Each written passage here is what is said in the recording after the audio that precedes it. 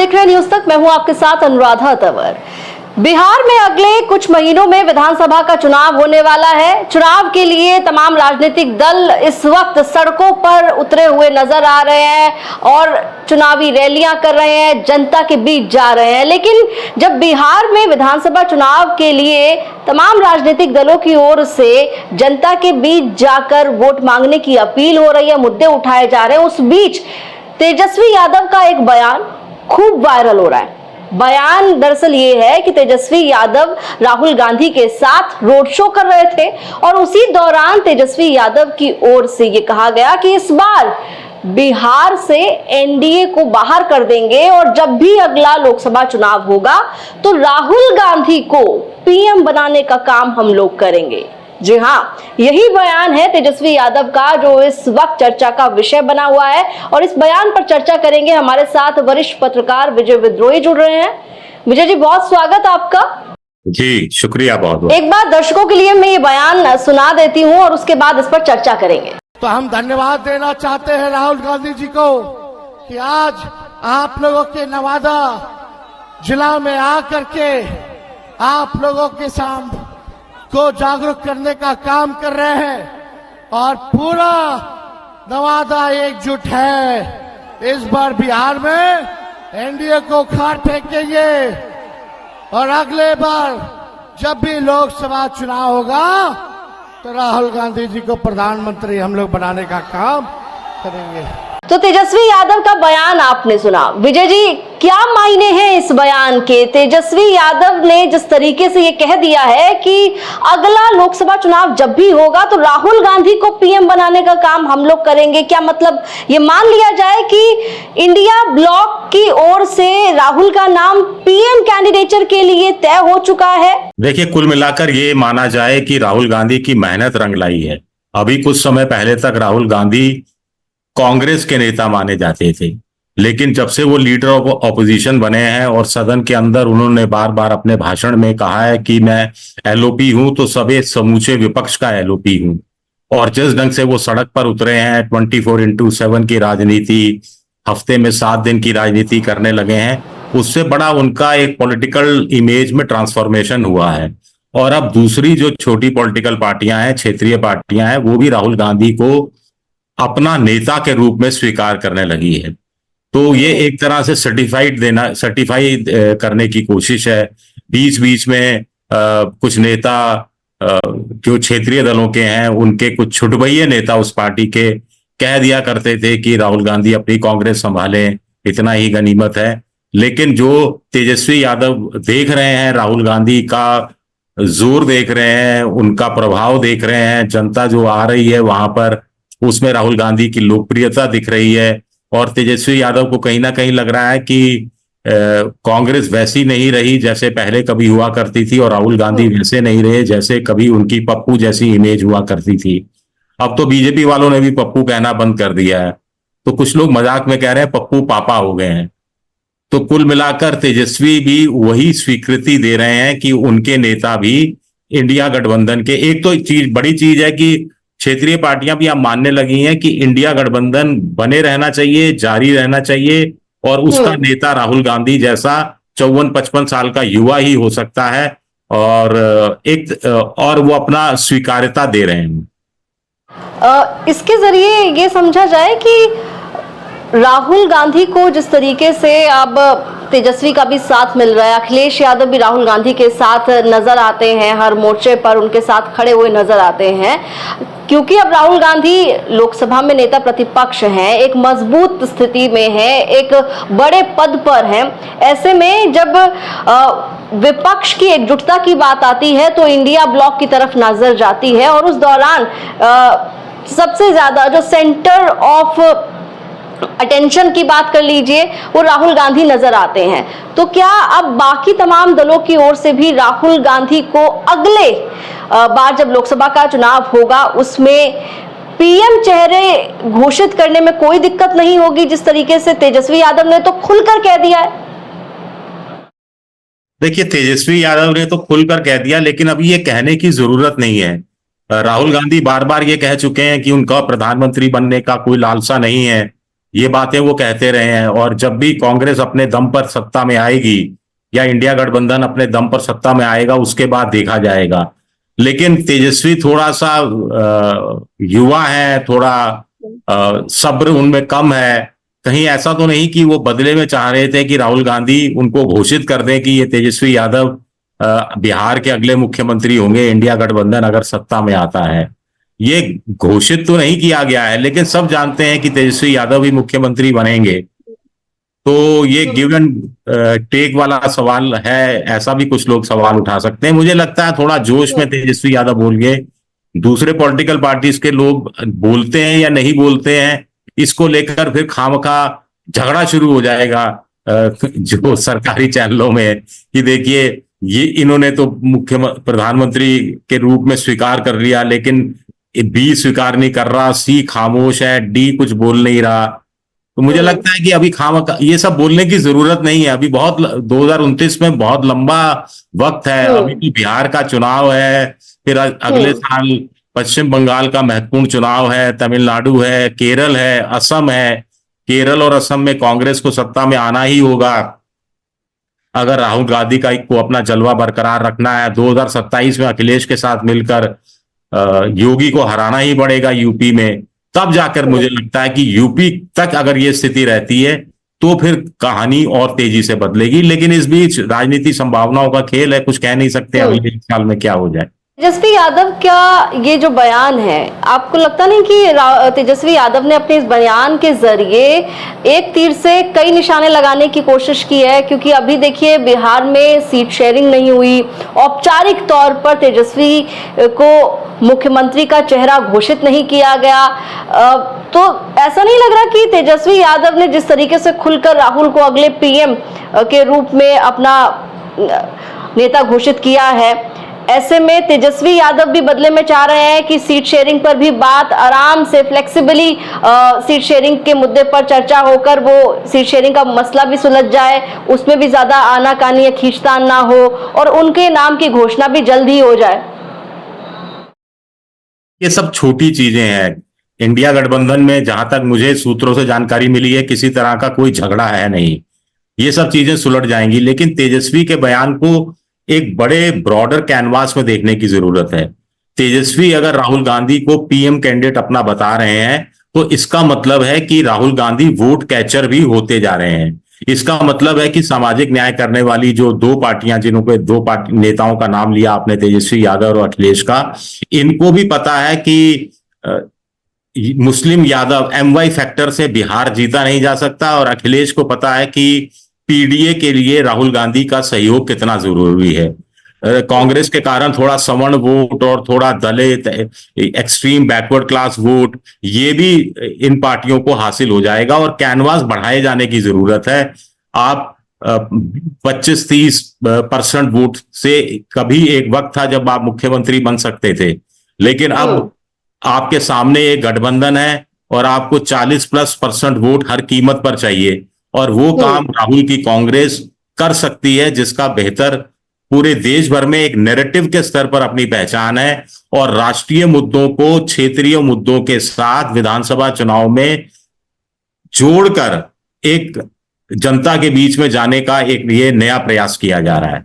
और जिस तरीके से राहुल गांधी जो लगातार मुद्दे उठा रहे हैं, और खासकर मैं थोड़ा सा पीछे लेकर जाऊं अगर विजय जी, तो 2024 लोकसभा चुनावों से पहले राहुल गांधी की भारत जोड़ो यात्रा के जरिए जो एक मुहिम शुरू हुई, राहुल गांधी का पूरा पॉलिटिकल स्पेस जो है वो वहां से बदलना शुरू हुआ, वो दिखाई देने लगा। चाहे राहुल गांधी भारत जोड़ो यात्रा जिस तरीके से करते हुए देश के अलग अलग राज्यों में होकर गुजरे, वहां लोगों के बीच गए, अपने कार्यकर्ताओं के बीच गए, और उसके बाद फिर न्याय यात्रा उन्होंने की।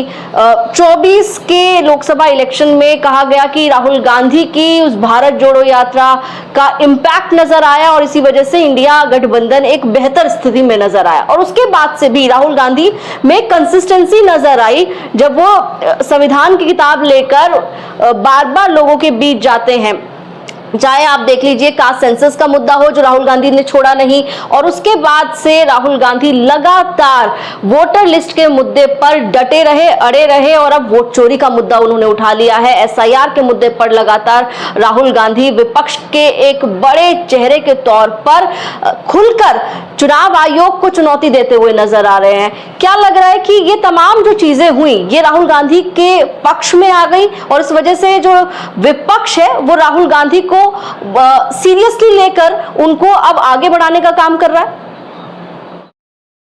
देखिए, कुल मिलाकर विपक्ष में कॉन्फिडेंस आया है। 2024 के लोकसभा चुनाव के नतीजों के बाद कॉन्फिडेंस और ज्यादा बढ़ गया था। बीजेपी को 240 पर 2 बैसाखियों के सहारे समेट दिया था। उसके बाद महाराष्ट्र का, हरियाणा का विधानसभा चुनाव में कांग्रेस की हार होती है, गठबंधन की हार होती है, उससे थोड़ा सेटबैक लगा था। लेकिन उसके बाद जातीय जनगणना का मुद्दा हो, जिसको मोदी जी मानने के लिए मजबूर हुए, ऑपरेशन सिंदूर से जो कैनवास अपना बढ़ाना था, चाहिए था मोदी जी को, वैसा बढ़ा नहीं पाए।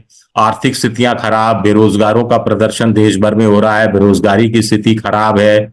बीजेपी के अंदर भी संगठन बनाम सत्ता और सत्ता बनाम संघ, मोहन भागवत बनाम मोदी, तो ये सब ने एक तरह से चारा दे दिया है कांग्रेस को, विपक्षी पार्टियों को। और ये एसआईआर के मुद्दे ने तो पूरी विपक्षी पार्टियों को जोड़ दिया है, क्योंकि ये एक ऐसा मुद्दा है जिसमें सारी पॉलिटिकल पार्टीज में कोई मनभेद है ही नहीं, क्योंकि उनको मालूम है कि उनके राज्य में एसआईआर हुआ तो बिहार जैसा ही कुछ होगा और उनको नुकसान उठाना पड़ेगा। और ऐसे में जनता के बीच जाकर, जनता से जुड़े हुए सवाल उठाकर और उसके संविधान का साथ, संविधान की चाशनी चढ़ाकर अगर आप जनता के बीच में कोई मिठाई पेश करते हैं तो फिर उसका स्वाद अलग हो जाता है। तो ये चीज राहुल गांधी समझ गए हैं, आरक्षण बचाओ, संविधान बचाओ। अब इसको भी उन्होंने वोट मेरा अधिकार को भी संविधान से जोड़ दिया है।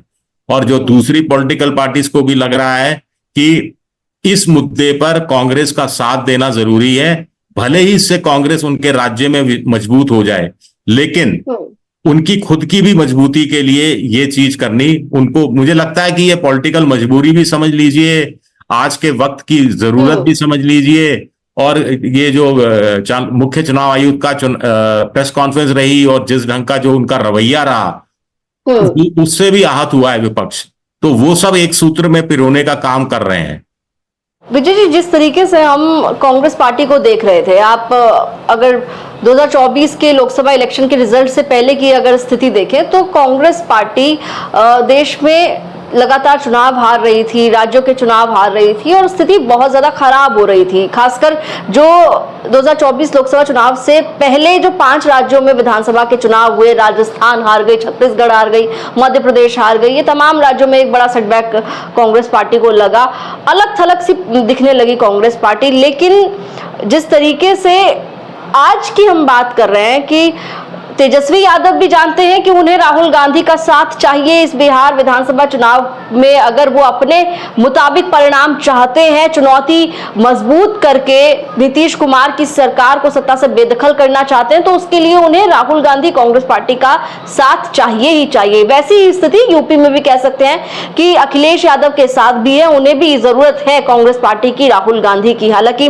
राहुल और अखिलेश की जोड़ी पहले विधानसभा चुनाव में काम नहीं आई थी, लेकिन परिस्थितियां थोड़ी बदल रही हैं। जो कांग्रेस पार्टी कुछ समय पहले बैक सीट पर नजर आती थी, आप मानते हैं कि अब राहुल गांधी की मेहनत कह लीजिए या उनका फुल टाइम जिस तरीके से वो राजनीति को दे रहे हैं, वो बात कह लीजिए कि अब वो कांग्रेस पार्टी को ड्राइविंग सीट पर ले आए हैं, विपक्ष में कम से कम?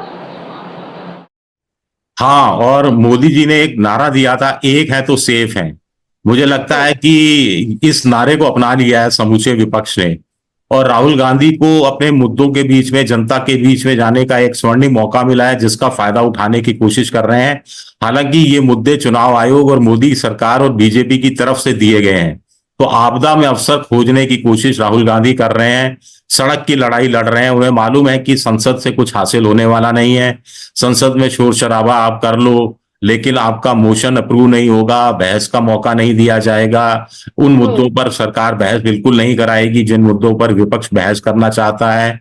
कोर्ट का दरवाजा खटखटा के भी देख लिया, वहां से भी मौखिक रिलीफ तो मिलती रही, लेकिन फैसलों में कोई इतनी भारी रिलीफ नहीं मिली। तो राहुल गांधी को लगता है कि इससे बेहतर है जनता के बीच में जाया जाए, जनता से जुड़े हुए मुद्दे उठाए जाएं, और अपोजिशन पार्टी को लगता है कि 1 और 1 11 होते हैं, तो राजनीति से 9-2 11 हो जाएं, इससे पहले 1 और 1 11 हो जाना चाहिए। बिल्कुल, और ये दिख रहा है क्योंकि आप ये देखिए विजय जी, हम कितनी बार डिस्कस करते थे लोकसभा इलेक्शन के रिजल्ट आने के बाद कि इंडिया ब्लॉक जो है, इंडिया गठबंधन, वो कहीं नजर नहीं आता। कपिल सिब्बल भी कह रहे थे कि इंडिया गठबंधन को अपना एक ऑफिस खोलना चाहिए, कुछ उसका जो है इंडिया ब्लॉक का लोग जो है वो प्रवक्ता के तौर पर असाइन होने चाहिए, इस तरह की तमाम बातें होती रहती थी। उमर अब्दुल्ला ने तो कहा था कि भाई इंडिया गठबंधन जो है वो लोकसभा इलेक्शन तक तो था, लेकिन उसके बाद कोई मीटिंग नहीं हुई, कुछ हुआ नहीं, तो पता ही नहीं है कि नहीं है। कई नेताओं के अलग अलग बयान आए और ये लगने लगा कि इंडिया ब्लॉक जो बना लोकसभा इलेक्शंस के लिए, वो क्या लोकसभा इलेक्शंस तक ही सीमित था या अभी भी है, जिंदा है या नहीं है। तमाम इस तरह के सवाल जो उठ रहे थे। अब जिस तरीके से एसआईआर के मुद्दे पर जो आपने बात कही कि अब इस एक मुद्दे ने इंडिया गठबंधन को एकजुट कर दिया, और अब जिस तरीके से आप बयान सुनेंगे विपक्षी नेताओं के, कल भी हमने देखा जब वाइस प्रेसिडेंट के कैंडिडेट के तौर पर बी सुदर्शन रेड्डी के नाम को अनाउंस किया गया, तो इंडिया गठबंधन के जो नेता हैं वो कांग्रेस के राष्ट्रीय अध्यक्ष मल्लिकार्जुन खड़गे के आवास पर पहुंचे और इंडिया ब्लॉक की ओर से वो प्रेस कॉन्फ्रेंस की गई। तो इंडिया गठबंधन वापस से एक मजबूत स्थिति कम से कम अपने लिए खड़ी करने की कोशिश करता हुआ अब नजर आने लगा है।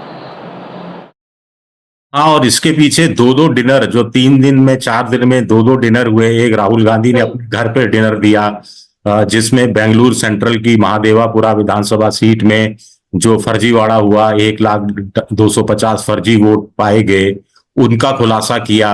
उसने विपक्ष को एक किया। फिर मल्लिकार्जुन खड़गे ने अपने घर पर डिनर डिप्लोमेसी की। तो इसका कहीं ना कहीं फायदा होता दिख रहा है, और अपोजिशन पार्टी को एक ऐसा मुद्दा मिला है जिससे उनका नुकसान नहीं हो रहा, उनको फायदा ही होगा।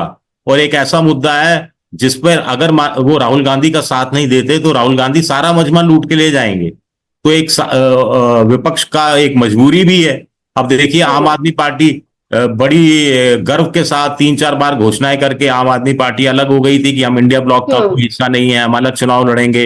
अब उनके संजय सिंह हर जगह नजर आते हैं, एसआईआर के मुद्दे पर राहुल गांधी के साथ वो कदमताल करते हुए नजर आते हैं। अरविंद केजरीवाल भी पक्ष में बयान देते हुए नजर आ रहे हैं। तो ये आम आदमी पार्टी जैसी और पार्टियों को भी अब तेजी से एहसास हो गया है कि अपोजिशन का एक होना खुद का अस्तित्व, खुद का वजूद बचाने के लिए भी बहुत बहुत जरूरी है।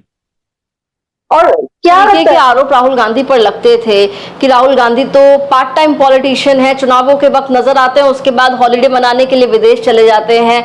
राहुल गांधी जिस तरीके से अब नजर आ रहे हैं, चाहे वक्फ कानून का मुद्दा हो, वहां पर भी राहुल गांधी खुलकर सड़कों पर नजर आए, लगातार वो इस कानून के खिलाफ बोलते रहे। उसके बाद महाराष्ट्र विधानसभा चुनाव में वोटर लिस्ट में एडिशन डिलीशन के मुद्दे को लगातार सड़क, संसद हर जगह उठाया, कास्ट सेंसस का मुद्दा उठाया।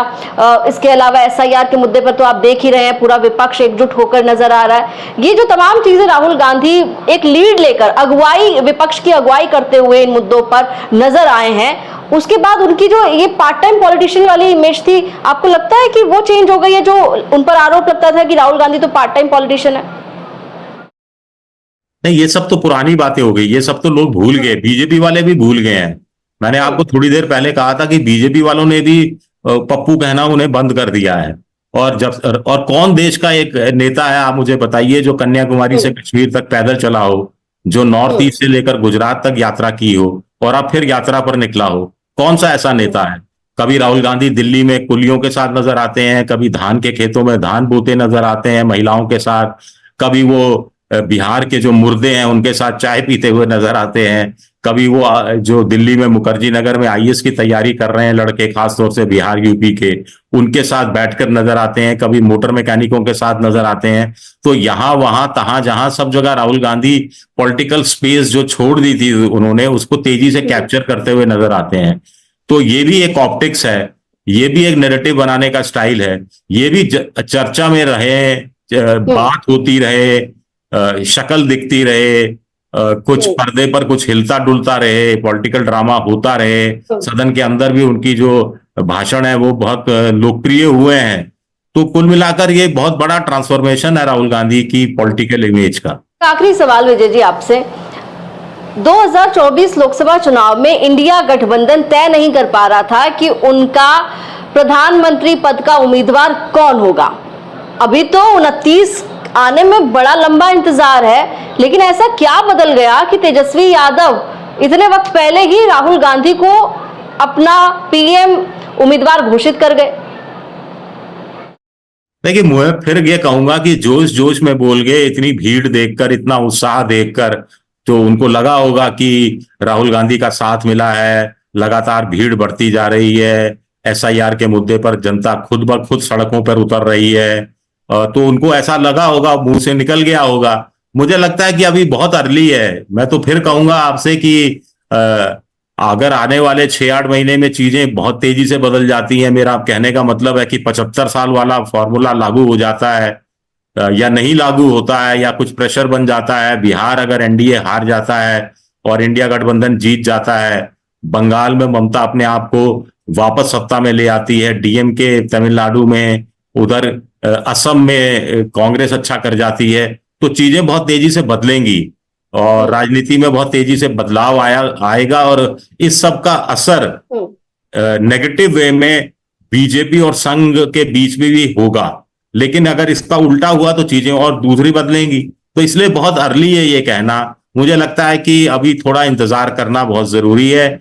अभी राहुल गांधी के लिए वो भीड़ जुटा रहे हैं, मजमा जुटा रहे हैं, नारे लगा रहे हैं, लोकप्रिय हो रहे हैं, लेकिन इसको वोट में ट्रांसफर करना जब तक वो नहीं सीखेंगे तब तक उनकी वैसी इमेज नहीं बन पाएगी जो देश की जनता नरेंद्र मोदी की इमेज के रूप में देखती है।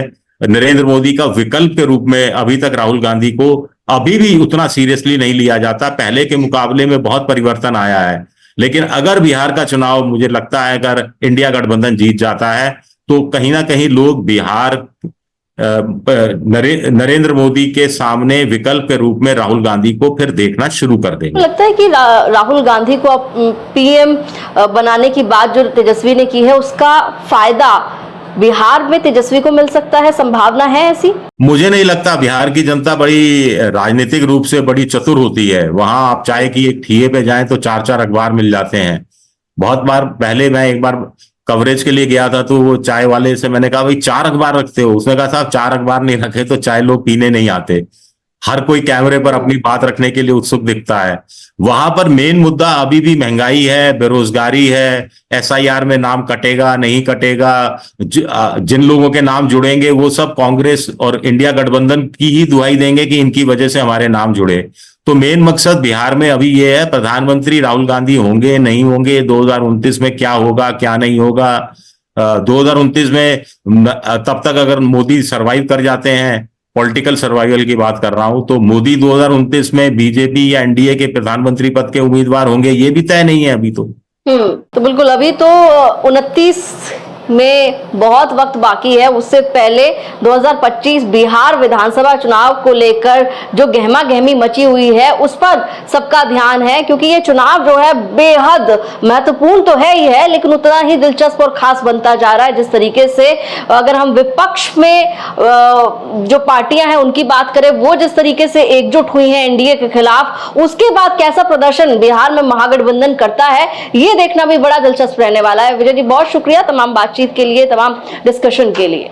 धन्यवाद।